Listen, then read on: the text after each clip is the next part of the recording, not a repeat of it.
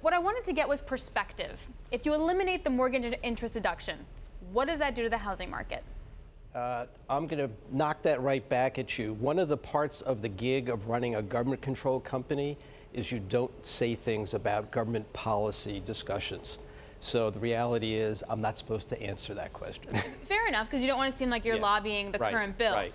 But historically, I know for me personally, the mortgage interest deduction is a very big deal and very helpful in my home and being able to afford it.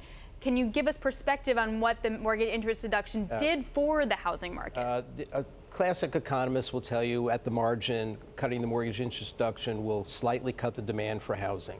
It has been so long since we didn't have it or it wasn't a factor, no one's got any good data to really predict. It's sort of structured guessing. So the answer is nobody really knows that well. And on the flip side, the story is, well, that's okay because we're going to get lower taxes so people will have more money so they can go buy a house. Do lower taxes, personal taxes, wind up helping when you want to purchase a house? Absolutely. Just no one knows exactly how much. Gotcha. But taking a look at the business in general, how would you categorize the housing market now? The housing market now is very healthy in one sense and maybe not so healthy in another.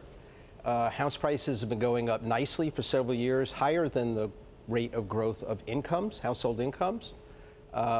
Unfortunately, that makes it harder for a first-time home buyer. And on the rental side, it means rents go up more than incomes. The underlying issue here is, and people are recognizing this more and more, there's not enough production of new houses in America. Without getting fancy about growth rates, the average production of new housing units in America averaged for many years about 1.5 million units, single family and rental. Dropped off in the financial crisis, obviously. Not only has it not made up the drop off, it has never returned to 1.5 million.